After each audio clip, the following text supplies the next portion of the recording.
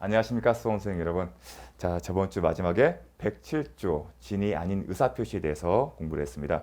여러분, 제가 조문에 대해서는 좀 암기를 하라고 말씀을 드렸습니다. 진이 아닌 의사표시 원칙적으로 유효하다. 그러나 상대방이 알았거나 알 수 있었을 경우에는 취소할 수 있다? 아닙니다. 무효이다. 이 부분 명확하게 기억하시길 바라겠습니다. 진이 아닌 의사표시 이 문장 그대로 이해하시면 힘들기 때문에 제가 예를 들었죠.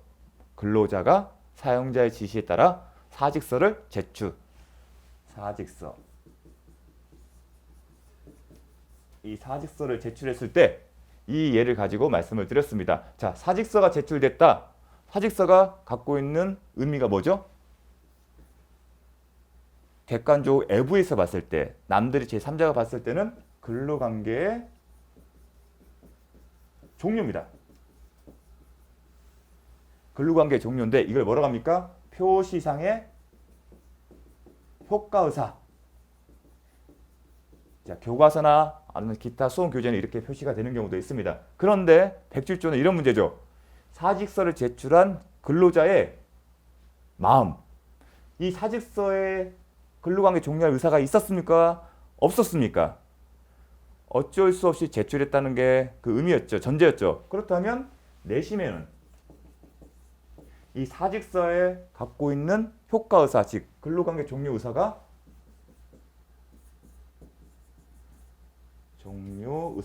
없었습니다. 이게 내심의 효과의사입니다. 그럼 이런 내심과 표시상의 효과의사가 일치를 하지 않는다는 전제입니다. 이런 경우라도 107조 1항에 의하면 효력이 있다는 겁니다. 다만 상대방 누구죠? 사용자죠. 사용자, 쉽게 해서 사장님이 지시했으니까 알았습니까? 몰랐을까요? 알고 있었죠. 지시에 따른 거기 때문에 알 수 있었을 경우에는 무효가 된다. 그런 의미입니다. 이 케이스로 든 경우에는 사장님이 알았기 때문에 알았음을 증명하면 근로관계의 종료는 아닌 거죠.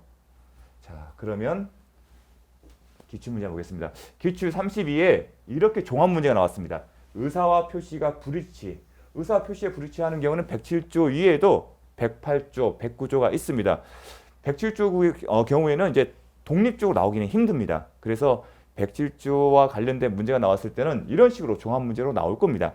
그 예를 보여주기 위해서 제가 올려봤는데요. 일단 1번은 통정호의 표시니까 넘어가겠습니다. 2번 비진의 의사표시는 상대방이 표유자의 진의 아님을 알 수 있었을 경우 뭐다? 취소할 수 있다? 제가 강조했죠? 아닙니다. 무효입니다. 차고 취소할 수 있다. 사기감박 취소할 수 있다지만 비진의 의사표시는 무효입니다. 그 부분 정확하게 기억하십시오. 자, 3번의 비진의 의사표시는 상대방과 통정이 없었다는 점에서 착오와 구분된다. 맞습니까? 틀립니까? 아닙니다. 통정이 없었다면서 착오가 아니라 허위 표시와. 자, 이 시간 끝나면 다음 시간에 통정 허위 표시입니다. 허위 표시는 서로 합의하에가 가장 포인트입니다. 통정이 합의라고 생각하십니다. 통정이 없었다는 점에서 착오와 구분된다. 착오가 아니라 허위 표시와 구분된다. 자, 4번 넘어가겠습니다. 5번 넘어가겠습니다. 향후에도 비진의 의사표시는 이런 식으로 종합 문제가 나올 것이기 때문에 핵심 저희가 저번 시간 할 때 강조했던 부분만 정확하게 기억하시면 될 것입니다. 자, 통정 허위 표시 넘어가겠습니다. 통정 허위 표시 법조문부터 볼까요? 통정한 허위 의사표시는 무효로 한다. 여기서 포인트는 통정이고요. 통정을 하게 되면 허위가 됩니다. 그 효력은 원칙적으로 뭐다? 무효로 한다. 쉽게 표현하게 되면 짜고 치는 고스톱이다. 근데 중요한 것은 전항의 의사표시 무효는 선의의 제3자에게 대항하지 못한다는 게 중요하고요.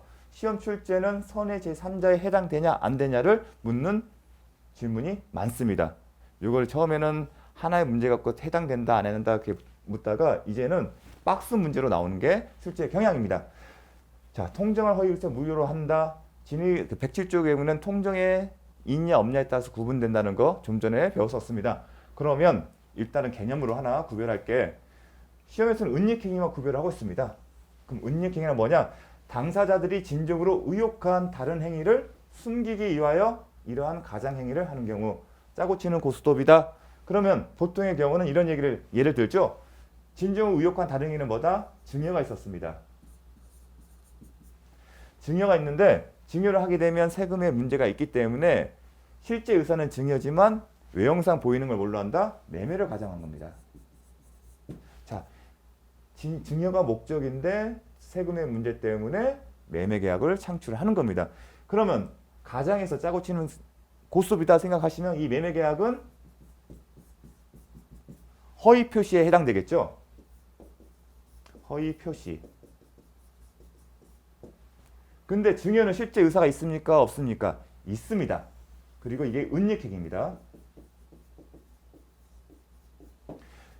자, 이게 증여 자체가 은닉행위인데 시험 출제는 은닉행위의 그 효력에 대해서 묻는 게 자주 출제되었습니다. 자, 실제 의사 있습니까? 없습니까? 있지 않습니까? 이 은닉행위 자체는 유효합니다. 다만 은닉행위를 숨기까 이 증여 자체를 숨기기 위한 유한 가장한 행위 매매 계약이 어떻게 했다? 허위 표시로서 무효이다. 이게 핵심 포인트입니다. 그래서 다시 한번 반복하면 가령 당사자 사이에 증여가 행하여졌으나 증여세의 부과를 회피하기 위하여 매매가 있는 것처럼 계약서를 작성한 경우 이 매매 자체는 허위이기 때문에 무효이지만 증여계약책은 실제 의사가 있기 때문에 그 효력이 있다. 그러니까 은닉행위는 효력이 있다. 그래서 기출질문 보기 싫으면 가장행위가 무효이면 당연히 은닉행위도 무효이다. X입니다. 자, 혼동될 수가 있습니다. 가장행위가 무효니까 은닉행위 무효 아닐까? 그렇게 직관적으로 생각했을 때는 오답이 나올 확률이 높기 때문에 이 문장은 주의 깊게 보셨으면 합니다. 자주 출제되는 지문입니다. 자, 허위 표시와 은닉행위 구별되었습니다. 자, 요건에서 상대방과 통정이 있을 게 이게 요건입니다. 짜고 치는 고스톱이다 그렇게 생각하십니다.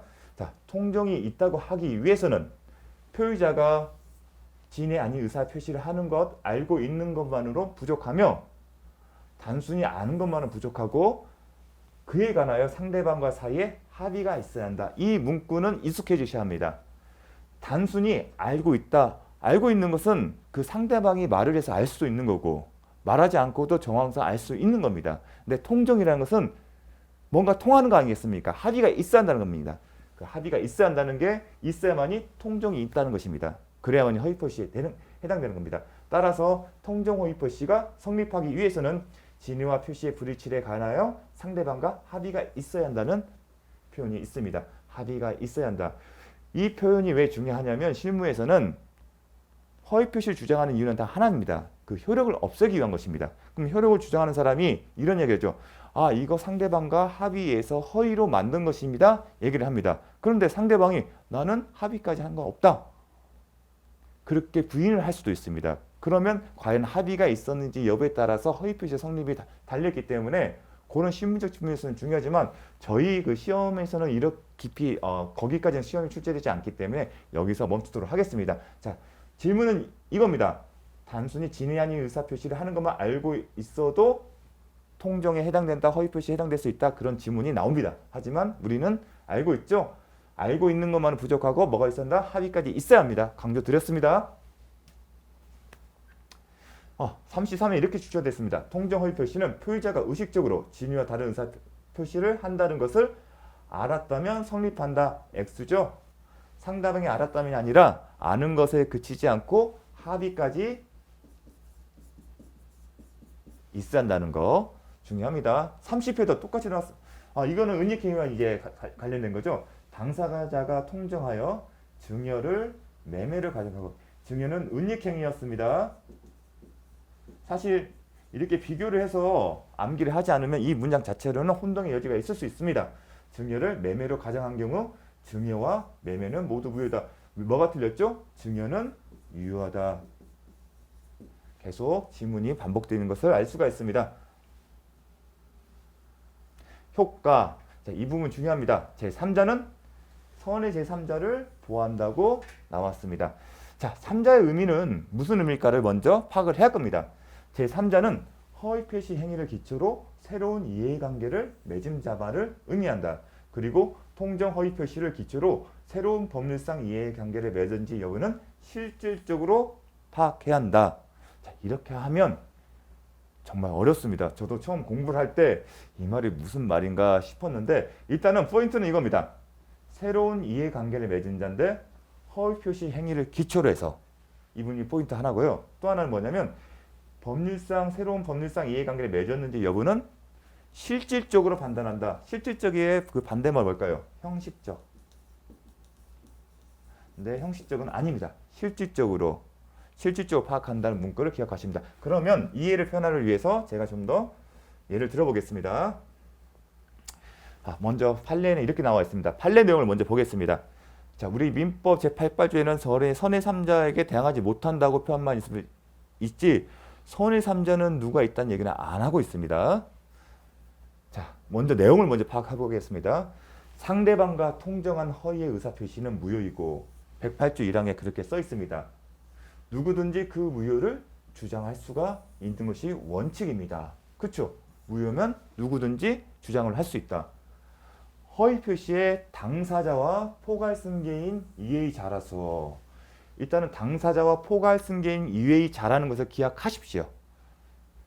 허위 표시에 의하여 외형상 형성된 법률관계를 토대로 외형상 형성된 법률관계라는 표현을 쓴 이유는 허위 표시는 무효이기 때문입니다. 그래서 외형상 그런 표현을 실질은 무효이기 때문에 외형상이라는 표현을 씁니다. 그러니까 껍데기만 있다.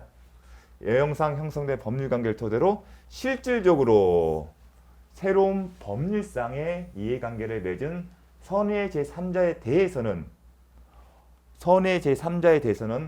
108조 2항하고 지금 연결되고 있습니다. 선의 3자에 대해서는 허위 표시의 당사자뿐만 아니라 그 누구도 허위 표시의 무효를 대항하지 못하는 것이며 그 허위 표시를 주장을 못한다는 얘기입니다. 근데 감이 안 오죠? 또 설명을 드릴 겁니다. 허위 표시를 저 선의 제3자에게 대항하지 못하게 한 취지는 이를 기초로 하여 외형상 형성된 법률관계를 말한 겁니다. 이를 기초로 한다는 것은 요겁니다. 외형상 형성된 법률관계입니다. 별개의 법률원인 포인트입니다. 고유한 법률상의 이익을 갖는 법률관계에 들어간 자를 보호하기 위한 것이다. 자, 이제 선의 제3자를 구분하는 포인트는 여기 있습니다. 기초에서 별개의 법률원입니다. 그런데 이 법률원인 계약이라고 생각하시면 됩니다. 그래, 이해하기 쉽습니다. 향후 때 법률원인은 법률행위 표현을 쓰는데 저는 이제 계약으로 바꿔서 쓸 겁니다. 고유한 법률상의 이익을 갖는 법률관계에 들어간 자를 보호하기 위한 것이므로 제3자의 범위는 권리관계에 기초하여 형식적으로 파악한다 안 한다? 할 것이 아니라 허위표시 행위를 기초로 해서 새로운 법률상 이해관계를 맺은 여부에 따라 실질적으로 판단해야 한다. 이제 허위표시에 나오는 108조 2항의 선의 제3자 판단 기준은 이거고요. 107조, 110조, 109조도 마찬가지의 연장성상에 있습니다. 자, 그러면 이 내용에 대해서 좀 더 개념을 하나씩 살펴보도록 하겠습니다. 먼저 이제 허위표시에 대해서 한번 그려봤습니다. 갑과 을이 허위로 매매계약을 체결했고요. 허위의 매매계약을 기초로 해서 소유권 이전 등기를 넘겨줬습니다.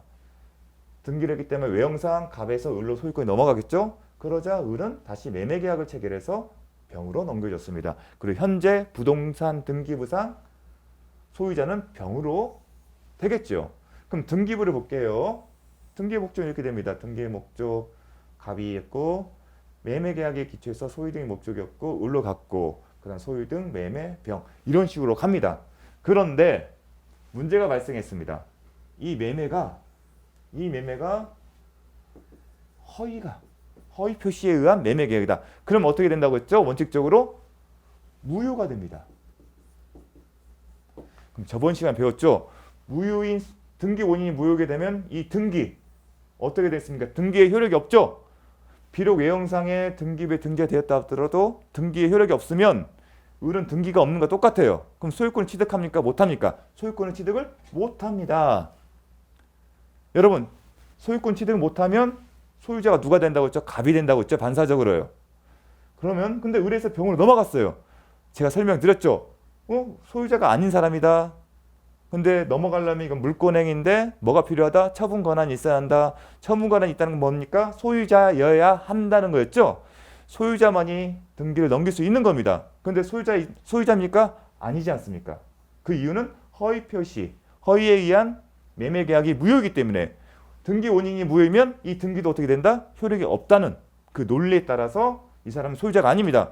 소유자가 아닌 을로부터 병은 등기를 받았습니다. 자, 물권행위는 뭐라고 했죠? 처분 권한이 있어야 나오는데 처분 권한이 없지 않습니까? 그럼 병은 외형상 등기는 됐지만 효력이 있다 없다? 없다. 이 사람이 효력이 없는 이유는 매매계약은 유효하지만 등기는 효력이 없습니다. 왜냐하면 처분 권한이 없는 소유자가 아닌 을로부터 등기를 넘겨받았기 때문에. 이해되시겠죠? 이게 원칙입니다. 이게 원칙이에요. 그러면 이 원칙에 따르면 소유자는 갑이 되는 거예요.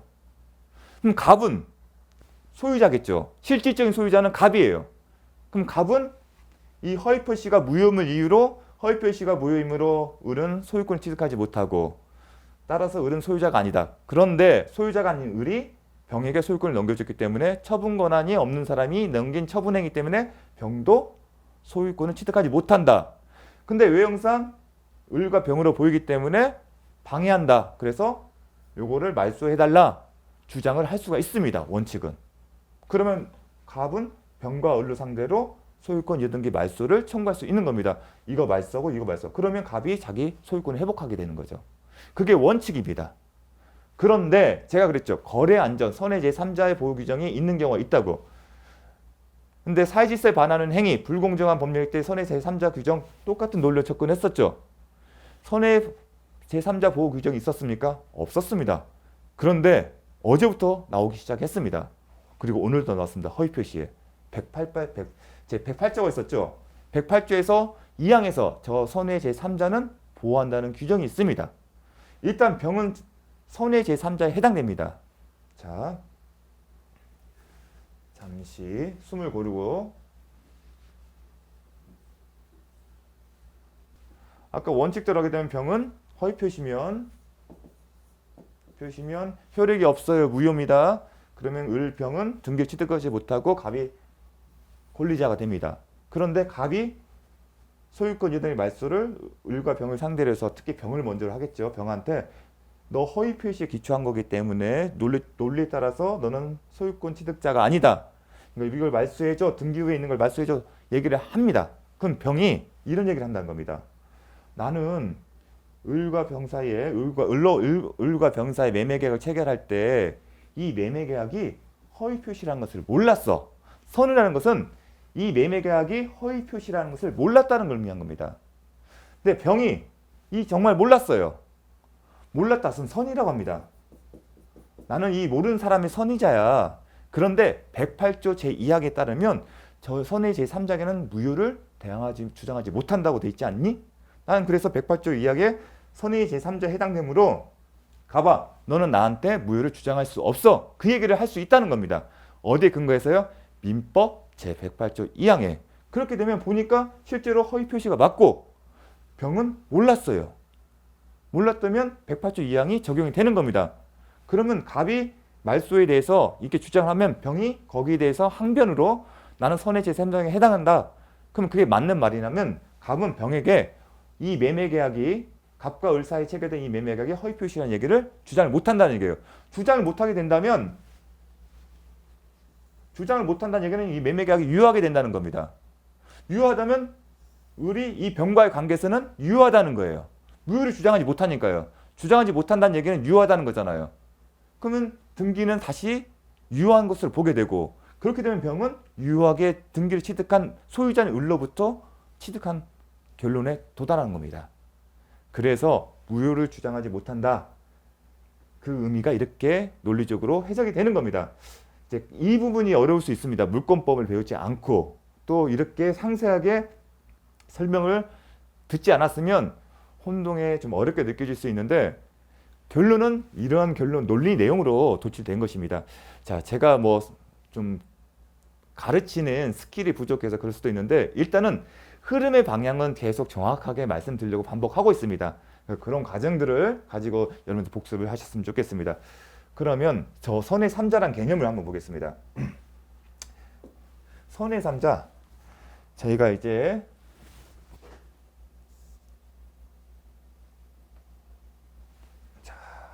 선의 3자 보면 외형상 형성된 법률관계를 토대로 실질적으로 새로운 법률상 이해관계를 맺은 사람이라고 했습니다.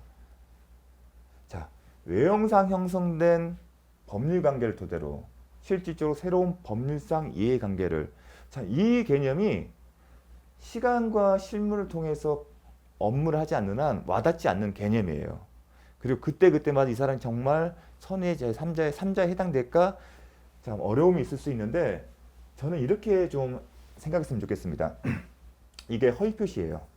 허위의 표시 매매계약으로 제가 계약이라고 했는데 매매계약이라고 생각하시면 됩니다. 자, 허위 표시 매매계약이 있습니다. 그럼 허위 표시 매매계약 당사자 있었겠죠?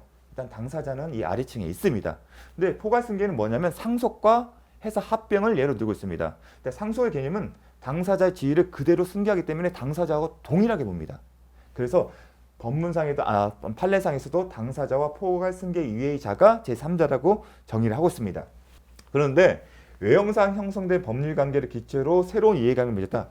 여기를 하나의 토대로 했을 때 새롭게 뼈대를 맞춰서 갖췄다고 생각하시면 됩니다. 그래서 선의 3자, 제3자는 이 위층에 올려놓은 사람이라고 이해를 하시면 됩니다. 이 기초를 바탕으로 해서 새롭게 뭔가를 올렸다. 우리 건물로 지려면 1층 지었다 2층 지려면 어떻게 합니까? 뼈대를 갖추고 다시 콘크리트를 붓는 거죠. 그런 개념 생각합니다. 하지만 이 1층의 단계에서 뭔가 연관이 더 같다고 생각하면 제3자가 아닐 겁니다. 자, 그러면 이거는 제가 제3자라는 어떤 실질적으로 해당되는 경우와 해당되지 않는 경우를 보면서 다시 설명드릴 것입니다. 자, 그림상으로 좀 기억을 해 주십시오. 자, 외형상 법률 상수대 법률관 토대로 실질적 이해관을 맺은 사람, 위층에 있는 사람입니다. 그러면 한번 보겠습니다. 자, 통정의표 제3자에 해당되는 경우, 자, 먼저 2, 3, 4를 먼저 보겠습니다. 제가 새로운 법률상 원인을 했을 때 뭐라고 했습니까? 계약이라고 생각하십시오. 그리고 매매라고 생각하십시오. 표현을 썼습니다. 새로운 법률상 원인. 다시 볼까요? 뒤로 가면 별개의 법률 원인에 의하여 별개의 법률은 제가 계약이라고 표현을 썼고 새로운 법률상 이해관계는 바로 이런 법률 원인에 의한 겁니다. 그럼 법률 원인을 이렇게 법률을 하기는 와닿지 않기 때문에 계약으로 상환시키라고 했습니다. 계약도 매매도 계약이죠. 계약과 연결시키면 됩니다. 자, 가장 전세권에 허위로 전세권을 만들었어요. 근데 저당권을 취득한 자. 여러분, 저당권을 취득하려면 뭘 하죠? 저당권 설정 계약을 합니다. 당사자는 이 전세권 설정자와 전세권자와 상관없이 전세권자와 저당권자만이 할 수가 있는 거죠. 기존의 가장 전세권 누구란 거죠? 전세권 설정자와 전세권자 등장하죠.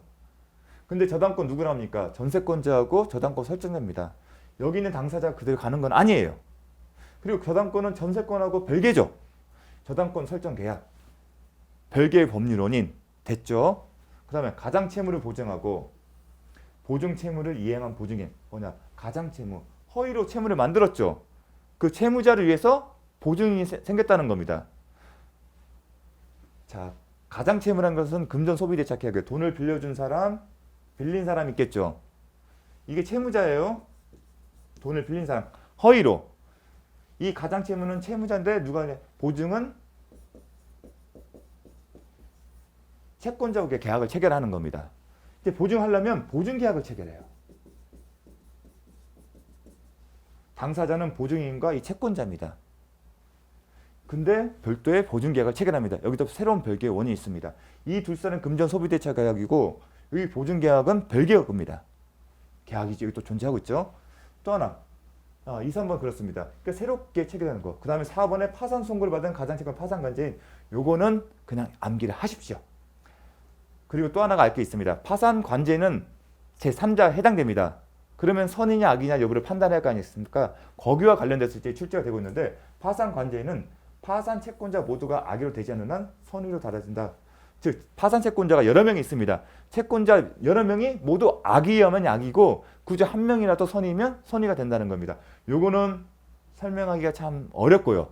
또 설명을 또 이야기가 어렵기 때문에 죄송스럽지만 이건 암기를 해주십시오. 근데 중요합니다. 틀리라고 출제를 계속합니다. 혼동의 여지가 있으니까. 그럼 마지막 하나. 가장 채권을 가압류자. 이 가압류를 하려면 자, 채무자, 채권자, 채무자. 채권자가 채무대에서 채권을 가지고 있어요. 채권은 하나의 재산입니다. 그런데 이 채권자의 채권자가 이 사람한테 돈을 받을 게 있어요. 돈을 받기 하는데 소송을 하기 전에 이 채권을 보존 처분하는 겁니다. 보존 조치하는 겁니다. 이게 가압류인데요. 이 가압류를 하게 되면 이 채권자는 법원에 가압류 신청서를 별도로 제출해야 합니다. 신청서를 제출해서 법원의 절차에 따라 결정문을 받아야만이 이 가압류 결정을 받을 수 있는 것입니다. 이런 어떤 별개의 이건 계약은 아니지만 별개의 원인에 의해서 취득한 거기 때문에 제3자에 해당되는 겁니다. 자, 제가 이 3번을 통해서 설명을 드렸습니다. 별개의 원인 이런 식으로 접근해서 이해를 하시면 됩니다. 하지만 시험 출제를 우리가 시험을 마쳐야 하는 입장에서는 제가 하는 방식으로 이해는 하시고 결국은 계속 이런 방식 이렇게 되니까 제3자 권한 것을 아신다면 결국은 정확하게 암기를 하셔야 합니다. 그래야만이 시험을 풀 수 있습니다. 제때. 자, 32에 이런 표현이 나왔습니다. 통정허위 시에 무효로 대항할 수 없는 제3자에게 해당한지 판별할 때 파산관제는 제가 뭐라 했습니까? 제3자에 해당된다고 했죠? 그리고 선악인은 어떻게 판단했죠? 파산채권자가 전부 악이어야만이 악이고 그중 한 명이라도 선의이면 선이다. 그 문구입니다. 파산채권자 일부가 선의이면 선이다.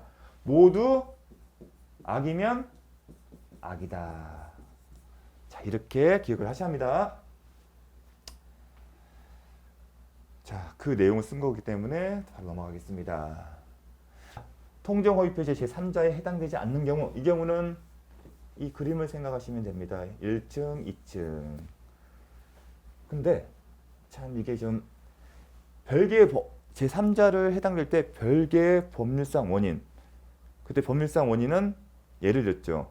계약, 매매계약 아니면 법원의 가압류 신청.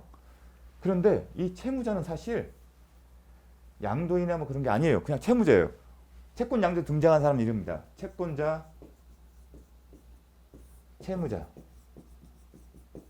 양도니까 채권자가 하는 겁니다. 이 사람이 양도인이 되면서 양수인이 등장해요. 근데 채권 양도 양수 계약이 이루어진다 하더라도 이 채무자는 계속 1층에 살고 있는 겁니다. 이 사람이 2층에 올라갈 일 없습니다. 이 사람은 처음부터 당사자였어요. 채권자, 채무자. 그런데 별개 원인에서 올라가는 게 아니에요. 이 채권자 양도 양수 계약이 가장으로 이루어졌다 하더라도 이 채무자는 계속 이 위치에 있는 겁니다. 그렇기 때문에 위치에 변동이 없기 때문에 이 사람은 제3자에 해당되지 않는 겁니다. 참 이해를 하기 어찌 보면 이 가장 양도 개념이나 이런 걸 명확하게 아시면 알 수가 있을 텐데 이 채무자는 표현은 좀 암기를 해 주십시오. 이거는 좀 가장 양도나 채권 양도 개념을 아신다면 당연한 겁니다. 왜 채무자는 지위의 변동이 없거든요. 새로운 어떤 법률상 이해관계를 맞지 않거든요. 양도가 이루어지도록 채무자의 지위에는 변동이 없어요. 계속 채무자 지위에 있는 거예요.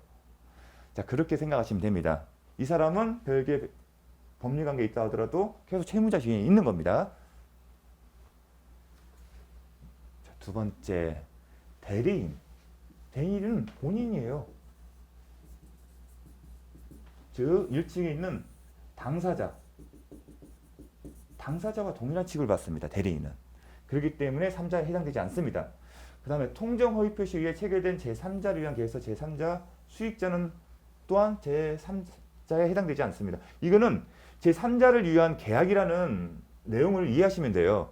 제3자를 위한 계약이 뭐냐면 요약자와 낙약자가 계약을 해요. 계약을 하게 되면 권리가 발생하죠.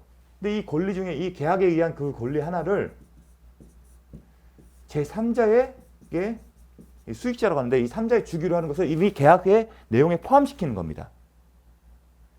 처음부터 이 요약자, 낙약자가 제3자를 위한 계약을 할 때 이런 내용을 문구를 넣은 거예요. 애초부터 1층에 그 당사자로 들어가 있는 겁니다. 제3자도. 혜택을 받는 수익자로서. 그렇기 때문에 새로운 법률상 이해관계를 맺는 게 아닙니다. 이거랑 구별하시면 됩니다. 어떠한 계약을 했는데 그때는 요약자가 아닙니다. 이건 제3자를 위한 계약일 때 요약자, 낙약자, 수익자라는 문구가 나오는 거고 A가 B가 계약을 할 때 했습니다. 그리고 이런 권리를 B가 제3자한테 넘겼다. 이건 별개의 양도 양수 계약을 해야 하는 겁니다. 그건 차원이 다른 겁니다. 그런데 A와 B가 계약을 할 때 이미 A와 B 사이에 발생한 권리 하나를 제3자 주기로 처음부터 약정을 한 겁니다. 아예 처음부터 계약서 내용이 있었다. 그렇기 때문에 수익자는 제3자가 아니라는 겁니다. 자, 다시 한번 강조드리겠습니다. A와 B가 계약을 해서 이 권리를 하나를 넘긴다. 그러려면 별도의 법률 양도 양수 계약을 해야 합니다. 그때는 제3자가 해당되지만 제3자를 위한 계약 자체 내에 이미 3자의 주기로 약속이 돼 있어요. 그 경우와 구별을 하셔야 합니다. 자, 그래서 33회는 그렇습니다. 요 질문도 중요합니다. 대리인이 본인 몰래 대리권의 범위 내에서 상대방과 통정 허위 표시를 한 경우 본인은 선의 제3자로서 그 유효를 주장할 수 있다? 아닙니다. 왜냐면 대리인은 본인과 동일시 하는 거고 따라서 본인은 제3자가 아닙니다. 이 본인은 대리인과 동일시하기 때문에 대리 행위의 효과는 본인에게 기속되기 때문이다. 이건 그 다음에 회사 같은 건 대표기관도 마찬가지입니다. 그럴 때는 본인과 동일시한다. 회사와 동일시한다. 그렇게 생각하시면 됩니다. 자, 선의 제3자에 대해서는 그 누구도 허위 표시로서 대응할 수 없다. 이 개념 배우셨죠? 아까 가불병 했을 때 그걸 떠올리시면 됩니다. 통정 허위 표시 무효인 법명에도 채권자 취소권의 대상이 될 수 있다. 암기를 하십시오. 자, 채권자 취소권은 시험 범위는 아니에요. 하지만 벌써 두 번째 나오는 지문입니다. 이중매매일 때 채권 취소권 행사할 수 없다고 하죠. 근데 측면이 다른 겁니다. 이거는 채권자 취소권은 이제 채권자가 사회행위를 취소하는 거기 때문에 대상이 이 무효인 법률행위에 대해서도 의미입니다. 이미 무효인데 이걸 취소할 수 있을까? 효력이 없는 걸 취소할까? 그런 측면인 겁니다. 하지만 이중매매에서는 요건입니다. 그 채권자가 갖춰야 할 요건인 겁니다. 측면이 다른 겁니다. 자, 오늘 여기까지 하고 기출 문제는 다음 시간에 풀어보도록 하겠습니다. 감사합니다.